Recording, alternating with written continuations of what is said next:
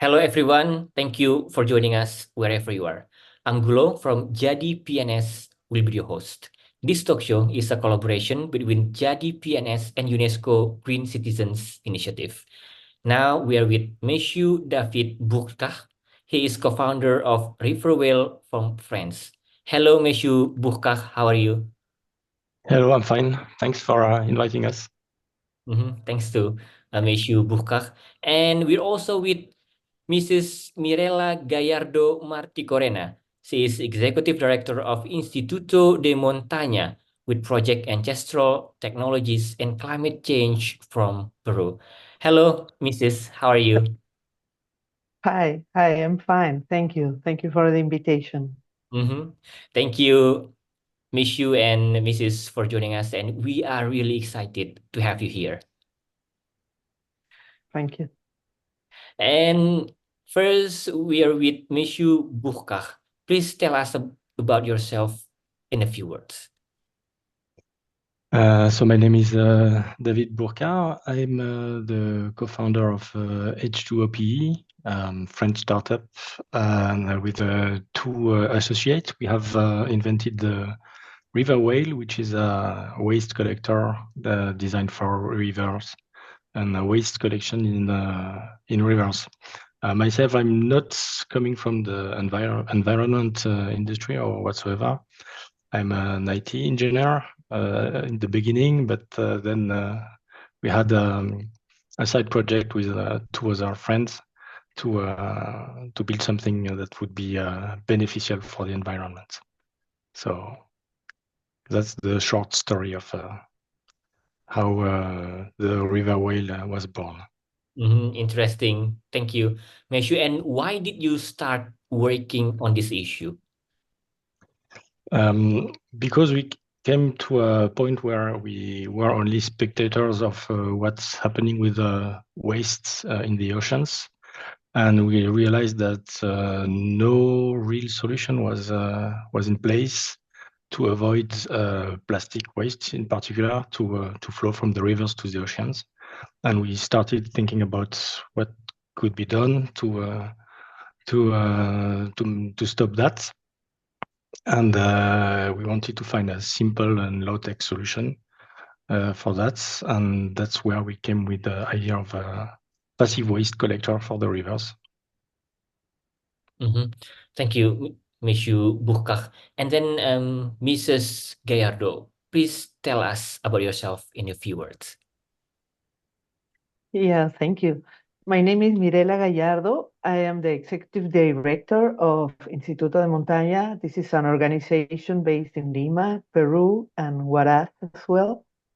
I am an agricultural engineer with more than 25 years of experience in rural development projects, and now more than 10 years in climate change adaptation projects. I joined the Instituto Montaña about 10 years ago, where the participatory approach, working with communities, is a very important one. And that's why we developed the project that we will talk about. Interesting. And Mrs., why did you start working on this issue? Ancient knowledge for managing what natural resources is a very interesting topic for me. We lost a lot of knowledge during the Spanish conquest, and we continue losing it nowadays. Instituto de Montaña has been working many years in recovering this ancient knowledge because people in communities still conserve this knowledge. They know very well their territories. They have really good ways to manage it, but generally they have scarce resources to implement this solution. And that's why we work with the participatory approach in our projects, and we aim to create spaces for knowledge dialogue between academic and ancestral knowledge. Thank you, Mrs. Gallardo. And we're back to Monsieur Bourcart. Please tell us about the river whale concept. So the river whale is actually a pretty simple concept. It's acting like a dam on the rivers. Like you can find tree trunks stopping branches in rivers. So we are exactly working on the same principle to stop the waste that is circulating at the surface or even below the water. So the objective is to install several river waste collectors as a network within a designated river area to be able to stop between approximately 80 to 90% of everything that is floating on the river and also beneath the surface of the water. That's also why we call this waste collector the river whale, because it has like baleen that allow to catch plastics that are not really floating but are circulating below the water, like up to 70 or 80 centimeters. And there are a lot of them that are pretty invisible, but that are still flowing from the rivers to the oceans. So we wanted to have a simple tool that would be easily deployable all around the world without specific knowledge or mechanical knowledge.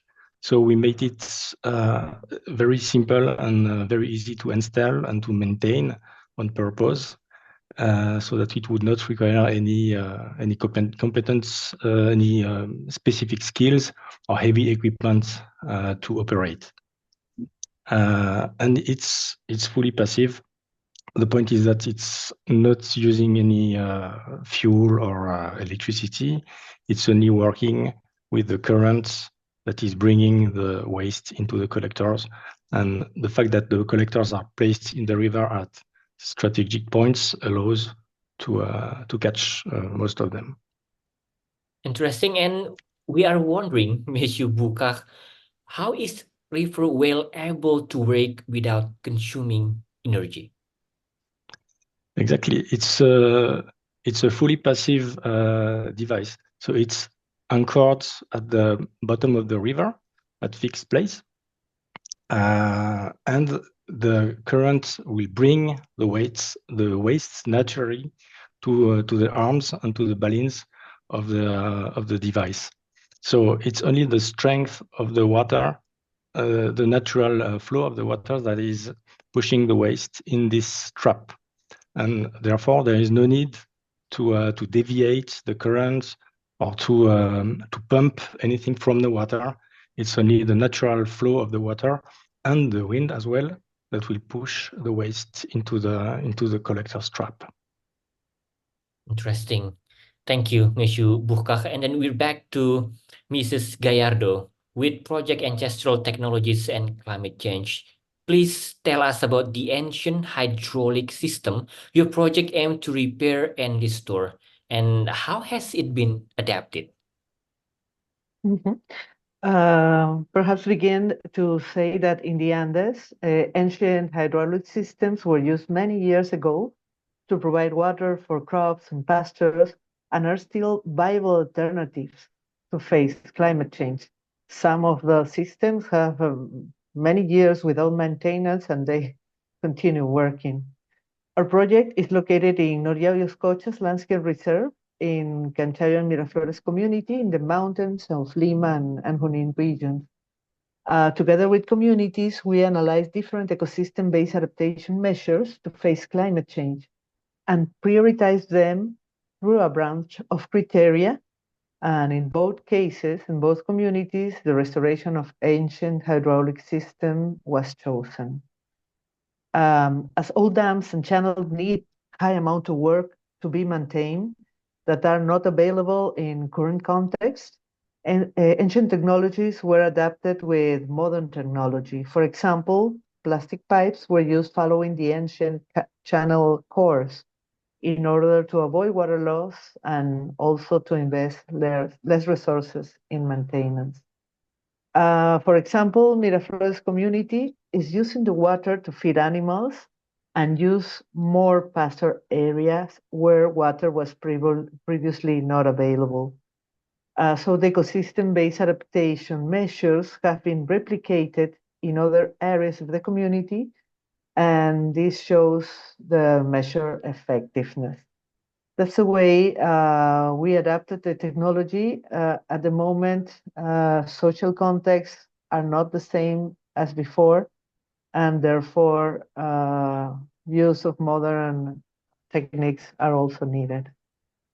And then, Mrs. Gallardo, how have local communities and researchers been working together? And for you, why is multi-level cooperation so important in the fight against climate change? For designing the measure, we begin our interventions doing an interdisciplinary and participatory rural assessment. We invite academic specialists in the topics that are of interest of the communities, and we work together with a group of local researchers, people of the community interested in the project. And together, this group of specialists, local and academic one, they assess the place, they design jointly the measure, and they find the best suitable measures to be implemented with both kind of knowledge. Throughout the project, the work with the community has been crucial for the project's success, for the appropriation of the community, and for the sustainability. It's not the project of the Institute, it's the project of the community. And of course, we need multi-level cooperation because the challenges of climate change are huge. Many stakeholders operate in communities, such as local municipalities, regional government, non-governmental institutions like us, universities, and others. Each one operate with different inputs to face climate change impacts that are usually not enough comparing with the huge challenge. Therefore, it is clear for us that multi-level cooperation is needed for building resilience and adapt to climate change.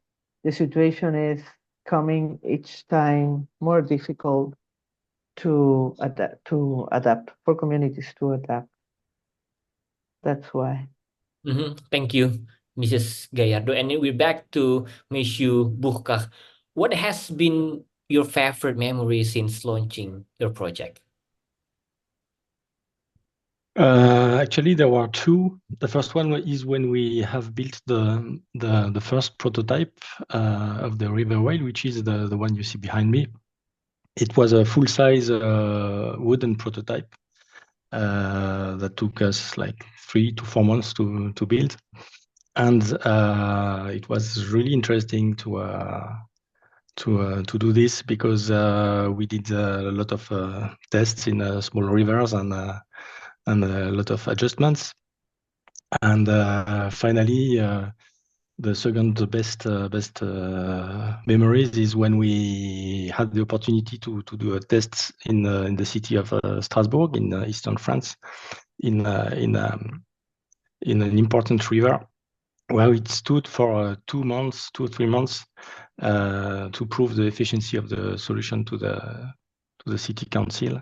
And actually, it behaved very well, and it had results that were as we have expected. We got a lot of waste, and we were able to take a lot of them out of the water to show that the solution was really efficient. So that was a good achievement and one of the best memories. Yes.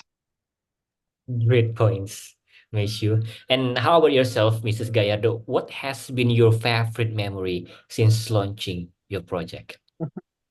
Yeah, I will also choose two of them. The first one, perhaps, when after finishing the project, another financing opportunity came to the community from the Peruvian Ministry of Environment, and the community chose to replicate the measure we designed together in other area. This shows a lot for us that it works, that it is good for the community because they were replicating it with other resources further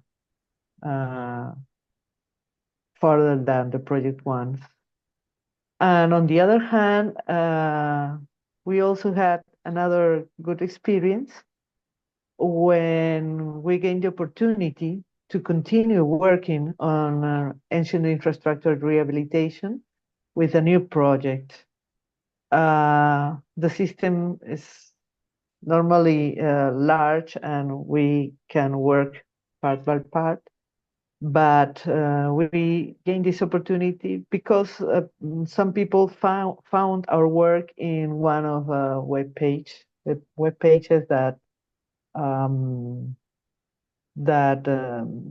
disseminate the projects. And this gave also the opportunity to promote the Retama network. Retama means Restoration of Ancestral Technologies for Water Management. And there are many communities in the country that has this kind of infrastructure, but normally less importance is given to that. People in modern times want to use cement, and with an earthquake or a huge rain can be easily affected. But these ancient infrastructures, in many cases, ponds, canals, are there since many centuries. And with this network, we try to recover this ancient knowledge and put in value. Thank you, Mrs. Gallardo. And we're back to Monsieur Bourcart. Please tell us about your River Wales project's impact on the local community. Well, I see two main impacts. The first one is that it cleans the rivers. Really, it really helps getting rid of the plastic that's floating on the water, and it also has an educational impact in the sense that it helps people understand that trash ends up easily in the water. It can be involuntary because of the wind or whatsoever, but it can be also linked to people's behavior, and seeing that this trash is collected and represent a huge amount of plastic mainly helps them understand that they should take care a bit more about environmental issues. And another potential impact on the local community is the creation of jobs. That's the implementation of such a waste collector network would imply, because actually it's a sector of the waste industry that is not being worked on currently, and it's really an opportunity for employment creation, and for employment creation even for non-specialized people. So there can be several positive impacts on local communities wherever it's implemented. Definitely, yes. So many positive impacts on the local community from the River Whale. And we're wondering about the project's impact on the local community from your side, Mrs. Gallardo. Yeah, when we implement a project, we work on three topics. Infrastructure is one, but the other one is the strengthening of local capacities, and also the strengthening of local institutions and organizations like the community. And after the project implementation, the community assembly modified the pasture rotation system of all the community territory, incorporating the new areas with water provision that the project implemented. And also, they could implement rules on the animal load of pastures. They had these rules before, but they were not able to implement them in the practice. This reduced overgrazing in the community pastures, allowing ecosystems to be healthier, and that's perhaps one of the most of the greater impact in the community. Thank you, Mrs. Gallardo. And then the next question is again for you, Mrs. Gallardo. What can we do to prevent a total shortage of water? Water scarcity is growing in the Andes, especially during the dry season that here is once a year. Glacier melts, higher evaporation rates due to higher temperatures, erratic rainfall, etc. There are huge challenges as we said before. So we need to implement measures to storage water, grow healthier ecosystems that they themselves storage water as well, to build ponds, ancestral and new ones, to use water efficiently, etc. So public and private investment can play an important role in making water more available in the Andes to communities with livelihoods highly dependent on climate, and also to large cities that use water provided by the mountains. Yeah, this is what we can do. We need to storage water. There are many ways to do this, and this will benefit not only local communities with with economies highly dependent on climate, but also to large cities that use the water from the mountain. Thank you, Mrs. Gallardo. And how about yourself, Monsieur Bourcart? What can we do to prevent a total shortage of water? Well, total shortage of water is something, of course, we hope will never happen. But what we can do to protect the quality of the water we are having around ourselves. I mean, it's really important to understand that the value of this unique resource, and as Mrs. Gallardo said, I mean, from various point of view, there are threats on this resource, and it's important that people that are not aware yet of the importance of that resource get become more sensitive about what it represents for us and for the next generations. So we have to do at our level whatever we can to protect the water from pollution, from shortage, and from nasty consequences that are linked to the climate change. Interesting, Monsieur Bourcart. And then water has become a precious commodity and many people are investing in it. Do you think this is a good idea? It depends what kind of investment you are referring to. What's important is to invest in tools that aim at the protection of the resource of the water. Investing on the propriety, on the ownership of the water is something else. It's another debate, I think. And it's currently happening also in some countries. But today, the most important is to invest on protection measures, preservation measures. Yes, of course, those investments are critical.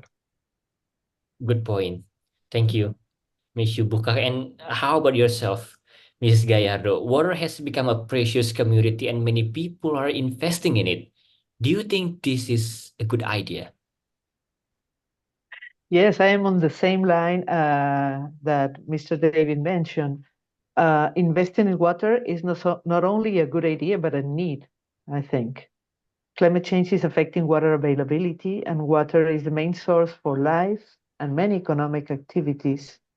However, in the same line, water investments should ensure equitable access for all users.